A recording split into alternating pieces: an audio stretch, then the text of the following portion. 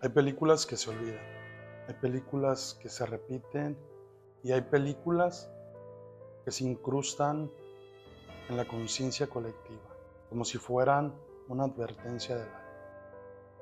Hoy no hablaremos de cine para entretener, hoy hablaremos de cine que invoca.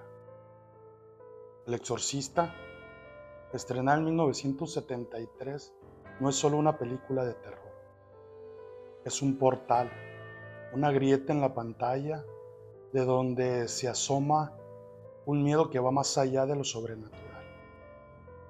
Ese miedo que no se ve, pero que se respira. Ese miedo que no tiene rostro, pero habita silenciosamente en quienes han perdido la fe, en quienes sienten que el mal no necesita tocar la puerta, porque ya vive en casa, en quienes, aún amando a Dios, se sienten abandonados por Él, y en quienes miran una cruz y ya no sienten nada. Esta es una historia de una niña llamada Regan, pero no es ella la protagonista. Esta es la historia de un sacerdote, el padre Carras, pero no se trata solo de él. Esta es la historia de una guerra invisible, una guerra donde el campo de batalla no es una habitación, sino la conciencia, donde el demonio no grita para asustarte, sino para quebrarte por dentro, donde los símbolos religiosos no son decorado, sino escudos contra lo infalible, y donde el silencio no es paz, sino antesala del grito más profundo. Hoy en Kairos, Voces Ocultas, vamos a desmontar El Exorcista, no desde el guión, no desde lo cinematográfico. Hoy no vamos a hablar solo de la película, vamos a escuchar lo que la película susurra cuando nadie más quiere oír. Respira profundo, apaga la luz y prepárate, porque cuando termines este episodio ya no podrás volver a mirar la fe, el mal ni tu propia sombra de la misma manera. Todo lo que tiene poder tiene un origen oscuro, y El Exorcista no nació del entretenimiento, nació del miedo más antiguo de la humanidad, el miedo a perder el alma. Esta película, estrenada en 1973, fue escrita por William Peter Blatty, inspirada en un caso real ocurrido en 1949. Sí, esto es un caso real, aunque muchos aún quieren llamarlo histeria colectiva, aunque la ciencia aún intente cubrirlo con tecnicismos. Este caso sucedió. En Maryland, un niño de 14 años, que en los registros figura como Roland Dew, comenzó a presentar comportamientos extraños. Objetos que se movían, camas que temblaban, rasguños que aparecían sobre su piel con palabras escritas al revés. Y no fue uno, no fue un testigo, fueron sacerdotes, doctores, todos lo vieron y todos se enfrentaron a algo que no podían explicar. El niño fue sometido a un exorcismo, autorizado por la Iglesia Católica, un ritual que duró semanas con oraciones en latín, agua bendita, cruces que se quebraban solas, pero este caso llegó a los oídos de Blatty. Cuando estaba en la universidad, este caso le llegó a él y lo marcó para siempre. No quiero contar una historia de terror, quiero escribir una historia sobre la fe, dijo Blatty alguna vez. Pero lo que él no sabía es que estaba abriendo una puerta, una que muchos ya habían olvidado cómo cerrar. Cuando El Exorcista llegó a los cines, ocurrió algo que pocas veces sucede en la historia del cine. El miedo se volvió físico. Personas saliendo desmayadas de las salas, convulsiones, vómito, ataques de pánico, gente gritando oraciones dentro de los cines. Y en algunas ciudades, la iglesia distribuía crucifijos al entrar en cada función. Y en otras ciudades, los pastores evangélicos se paraban afuera a rezar por las almas de quienes iban a ver la película. ¿Era solo cine? ¿O era un ritual colectivo donde lo inconsciente se activaba? Regan no es un personaje casual, no es una lección cualquiera. En el caso real fue un niño, pero Blatty donde decide cambiarlo porque la inocencia femenina ha sido históricamente relacionada con lo puro, lo angelical, y por tanto su corrupción es más poderosa, más brutal, más simbólica. El demonio no elige lo roto, el demonio quiere lo limpio. Sí, limpio para mancharlo frente a todos. Regan representa la infancia en un mundo sin guía espiritual, una niña criada por una madre que no cree en nada, sin padre, sin fe, sin protección. Una niña abandonada a su suerte espiritual. Y ahí el mal entra. Lo más perturbador de esta historia no ocurre en el bosque oscuro, ni en una iglesia abandonada. Ocurre en casa, en una habitación, donde debería de haber paz, hay gritos. Donde debería de haber sueños, hay insultos en latín. Donde debería de haber una niña, hay una entidad burlándose de ti. La habitación se vuelve un altar, pero no de Dios, sino de miedo. Y eso es lo que más duele. El exorcismo no ocurre lejos, ocurre aquí, en tu cama, en tu sala, en tu familia. ¿Por qué esta película fue tan peligrosa? Porque nos recordó que la fe no es un concepto, es un escudo.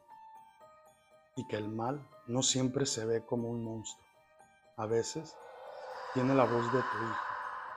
A veces te llama por tu nombre. Mira lo que hizo la cerda de tu hija.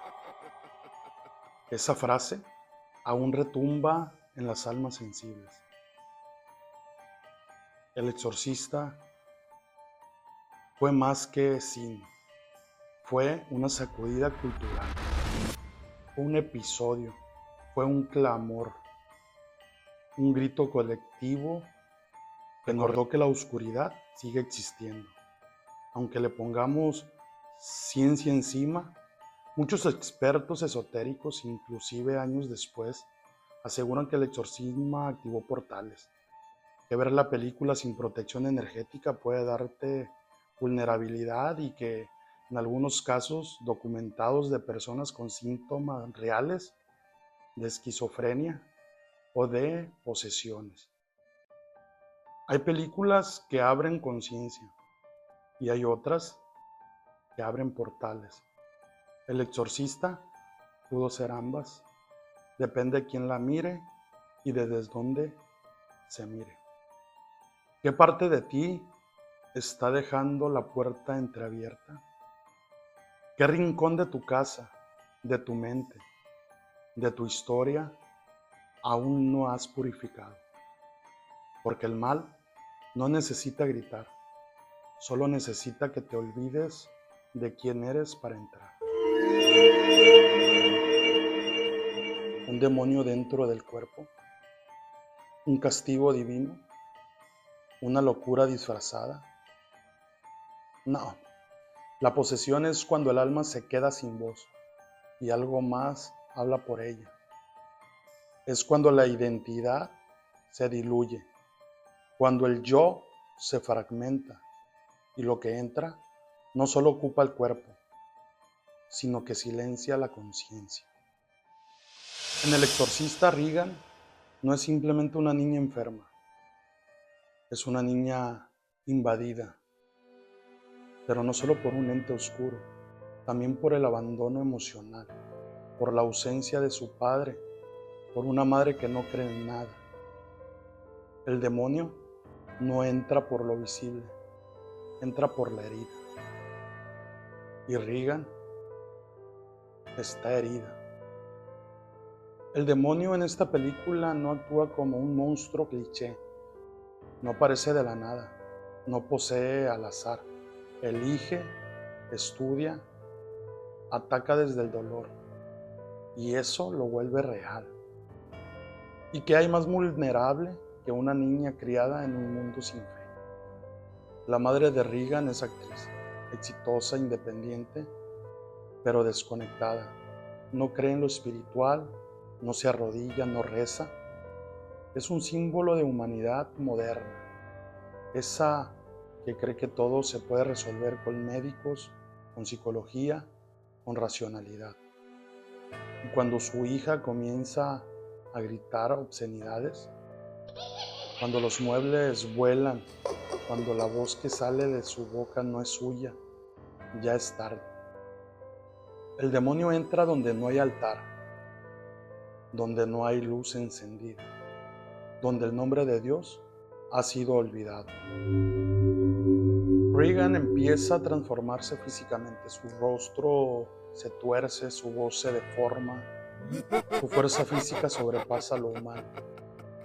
Pero todo esto no es solo horror, es el reflejo de lo que pasa dentro de muchas personas, solo que en silencio, porque a veces la posesión no se manifiesta gritando, a veces toma la forma de la depresión, de la autodestrucción, del odio inexplicable, de esas adicciones y de la ira sin causa. Y si lo que llamamos trastorno fuera una forma moderna de posesión, los médicos no entienden lo que pasa con Regan. Le hacen exámenes, le recetan medicamentos, le recomiendan terapia, pero el cuerpo de la niña sigue gritando y lo que habita en ella se burla. ¿Qué pasa, doctores? ¿No entiendan el idioma del alma? Ahí está el mensaje que el exorcista nos deja. La ciencia es poderosa, pero no lo explica todo, porque hay lugares donde solo el espíritu puede entrar. Y en esta ocasión, así fue. Las frases del demonio no son solo para asustar, son para romper. Tu madre está aquí, Carras. ¿Has dejado morir a tu madre sola? Mira lo que hizo la cerda de tu hija. Cada frase no es un susto, es un ataque psicológico profundo, dirigido al miedo más íntimo, a la culpa más silenciosa. Eso es lo que hace el mal. No te destruye de golpe, te hace dudar de ti mismo, te hace pensar que ya no vales, que no mereces ser salvado, que Dios ya no te escucha. ¿Y tú, estás poseído? Puedo parecer exagerado, pero si vamos más allá de la película y miramos dentro de nosotros, ¿acaso no hemos sido poseídos alguna vez por la rabia, por el orgullo, por los celos, por la desesperanza, sino también con dolores y rompimientos dentro de nosotros? Cuando el padre Carras mira a Regan, ve a una niña enferma. No puede creer que sea el demonio. No quiere creerlo. Y ahí está el conflicto del mundo moderno. Negamos lo que no entendemos. Despreciamos lo que no podemos medir. Pero hay cosas que se sienten y se reconocen con el alma. El demonio no vino solo a tomar un campo. El demonio no vino solo a tomar un cuerpo. Vino a recordarnos que la fe debilitada es tierra fértil para el oscuro y que la posesión en el fondo no es más que el alma gritando por ayuda. ¿A quién estás dejando hablar dentro de ti?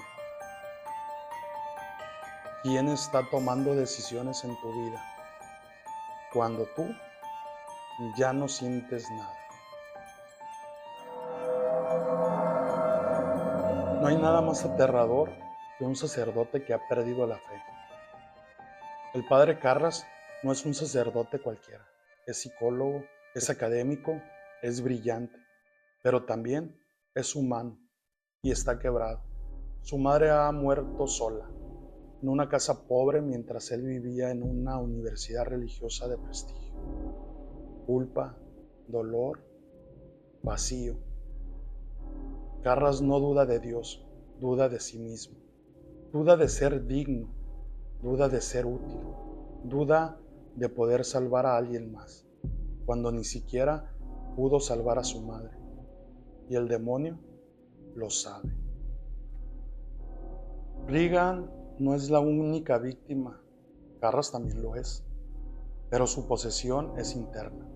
El demonio no necesita entrar en su cuerpo, le basta con mirar su espíritu. Tu madre está aquí, Carras. ¿Por qué la dejaste morir sola? Esas frases no son gratuitas. Son lanzadas dirigidas a un hombre que ya no cree. ¿Quién salva a quién? En el fondo, El Exorcista no es solo la historia de una niña poseída. La historia es de un sacerdote que necesitaba redimirse, porque necesitaba recordar y recobrar que su propia fe. Por eso es que en Kairos queremos ayudar. Y lo hacemos desde el remordimiento. Pero a veces los actos que nacen desde la herida son los más peligrosos y poderosos. Cuando el exorcismo falla, cuando el padre Meridan muere, cuando el demonio sigue riéndose, Carras no grita oraciones, no busca al Vaticano. Carras se ofrece como canal, como sacrificio. Entra en mí, grita con una furia que no se ha oído, sino como ese amor desesperado, y el demonio acepta. Por unos segundos, Carras está poseído, pero su voluntad es mucho más fuerte. Se lanza por la ventana y muere. Un mártir moderno, un sacerdote que vuelve a creer. Justo cuando entrega su vida por otra. La muerte de Carras no es un final triste, es un acto de purificación. Como los antiguos chamanes, como los héroes arquetípicos, como los profetas. Muere con los ojos abiertos, con las manos manchadas, pero con el alma limpia. Porque a veces Dios no te pide que reces. Solamente a veces te pide que saltes. El exorcista no muestra que incluso los elegidos se pueden romper y que no es la perfección donde reside la luz, sino en la rendición, y en esa rendición consciente, en el acto último de amor. Carras no salva a Regan por ser sacerdote, la salva porque ya no tiene nada más que perder, y en esa entrega encuentra a Dios. ¿Qué parte de ti ha perdido la fe? ¿Qué evento, qué dolor, qué muerte hizo que dejaras de rezar? Y si lo que consideras tu caída es en realidad tu camino de redención,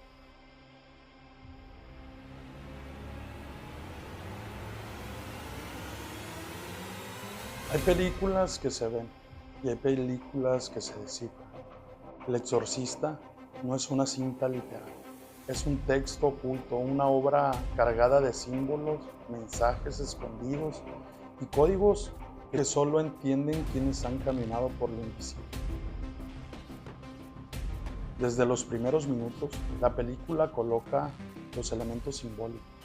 El collar de San José que Carras lleva siempre, como símbolo de la figura paterna ausente, las velas que se apagan solas, las cruces que se voltean, las estatuas profanas en la iglesia.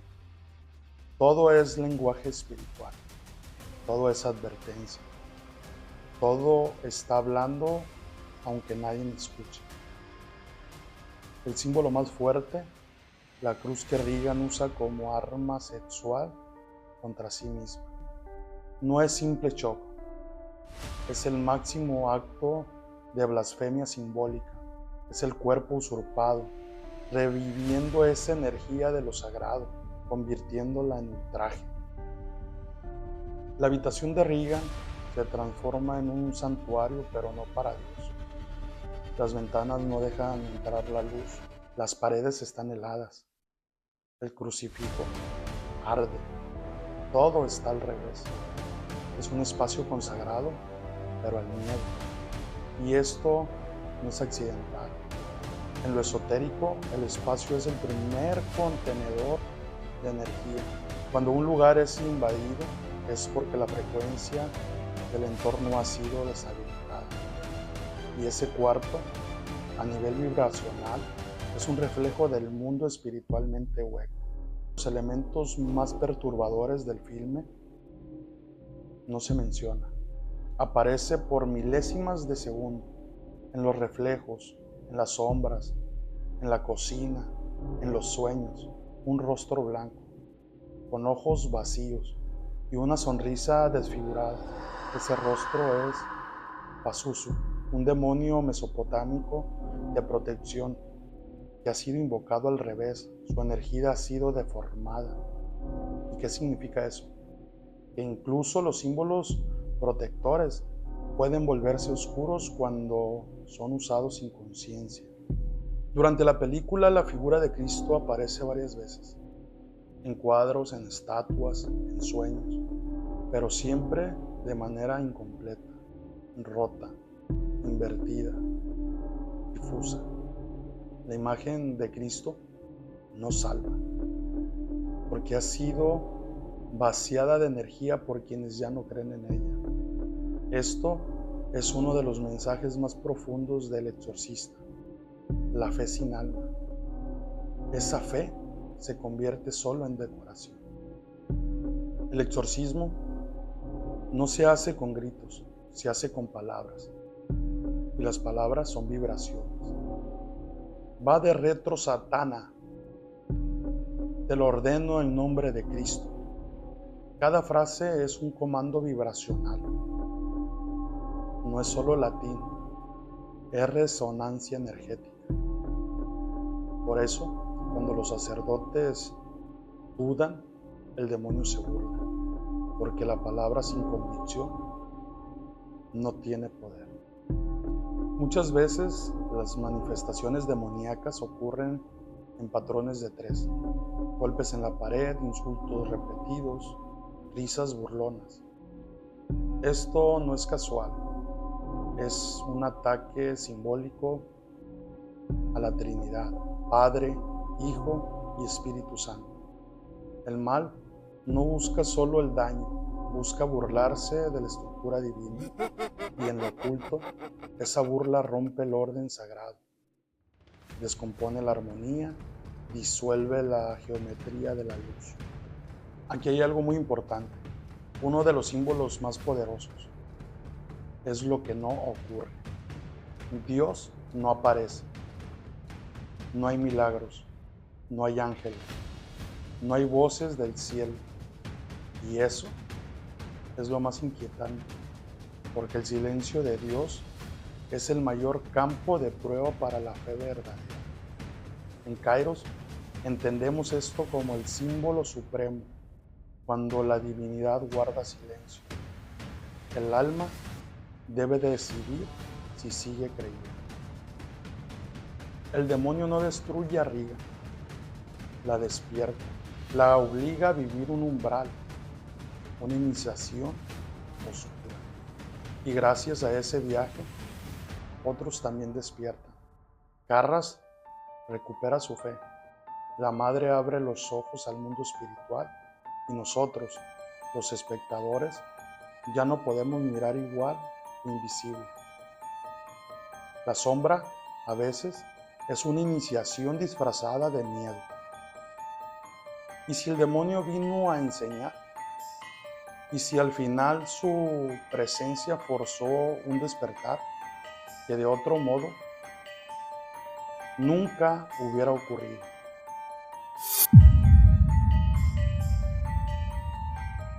Hay películas que marcan el cine y hay otras que marcan el alma de una generación entera. El Exorcista no fue solo un éxito de taquilla, fue un fenómeno espiritual, un portal energético, un trauma colectivo y para muchos una confirmación de que el mal sí existe. En 1973, el mundo no estaba preparado. La película se estrena en un contexto tenso, posguerra, crisis de fe, revolución cultural y una juventud que comienza a cuestionar todo.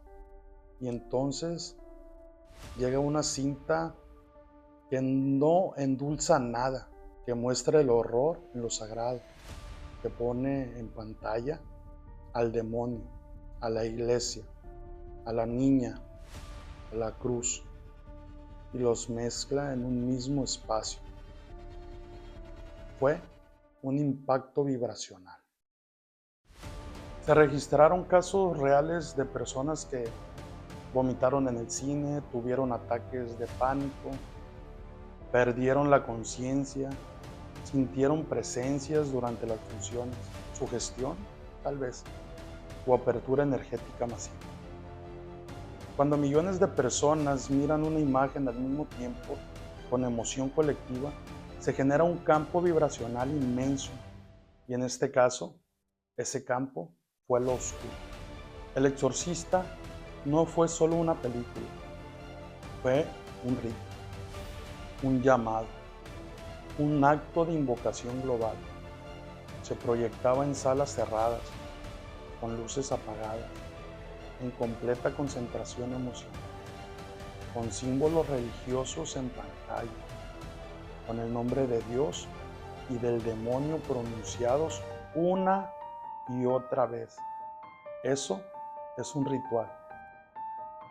Sí, es un ritual, aunque no lo llamen así.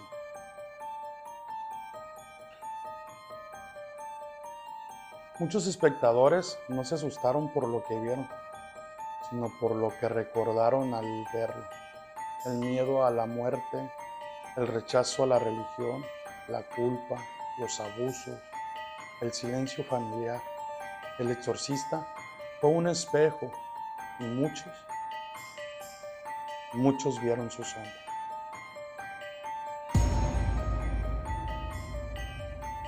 Después de la película se dispararon las solicitudes de exorcismo reales. Los sacerdotes se dividieron. Unos lo rechazaban. Eso no es real, decían. Otros decían, eso es más real de lo que creen.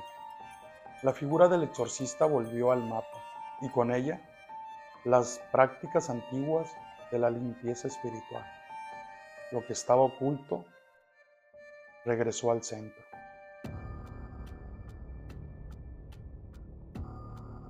Hubo réplicas y distorsión. Con el tiempo otras películas intentaron imitar al exorcista, pero pocos capturaron su esencia, porque no se trata de gritar, ni de sangre, ni de monstruos.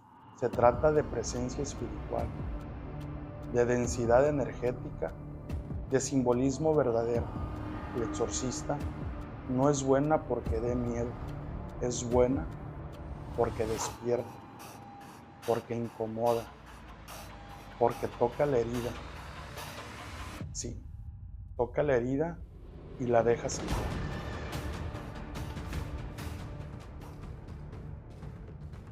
Después de esta película, la percepción del mal cambió. Ya no solo como una idea, se volvió rostro, se volvió voz y lenguaje. y aunque parezca exagerado para muchos, fue una iniciación no deseada. Entraron al cine como espectadores y salieron como creyentes o como víctimas energéticas.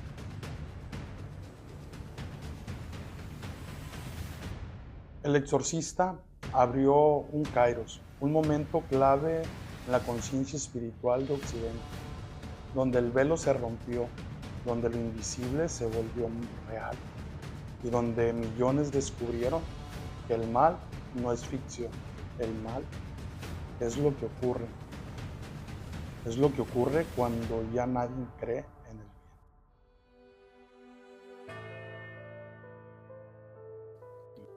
Ver El Exorcista es como mirar a los ojos del caos, y al hacerlo, la mente se estremece, el alma se agita, y hay algo que se sacude.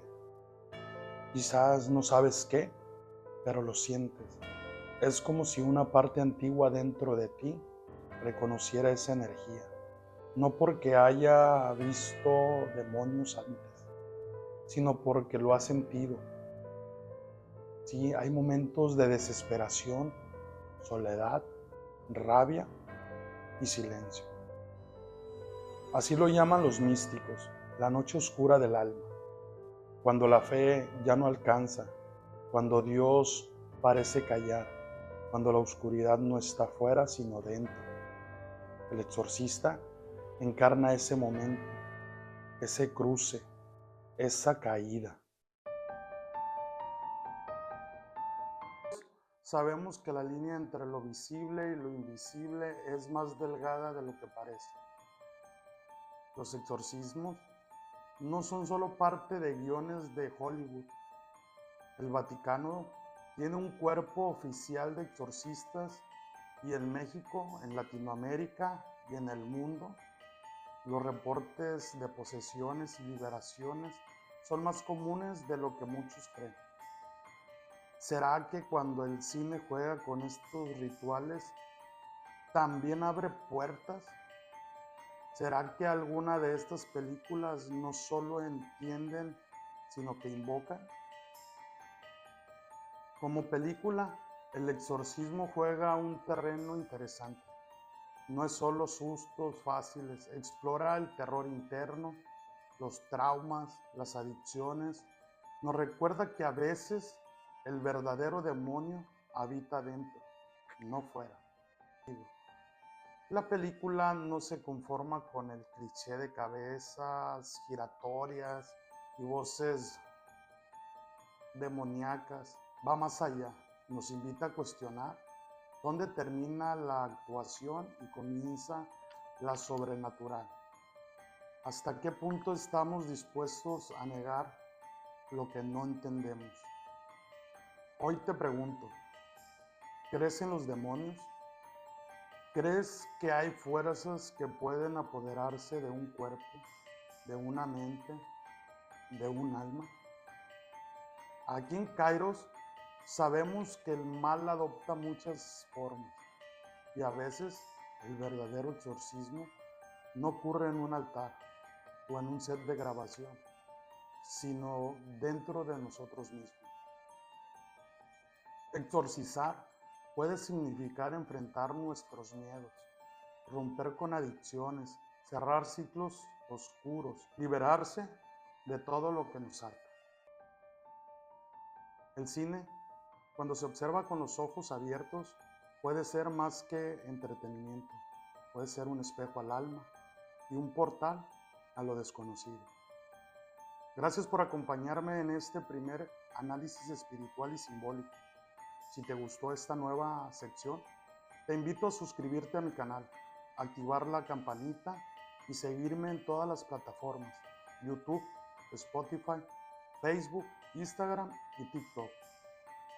Así no te pierdes ninguna historia, ningún análisis, ningún susurro del más allá. Y dime en los comentarios qué otra película te gustaría que analizáramos desde esta mirada mística, espiritual y oculta.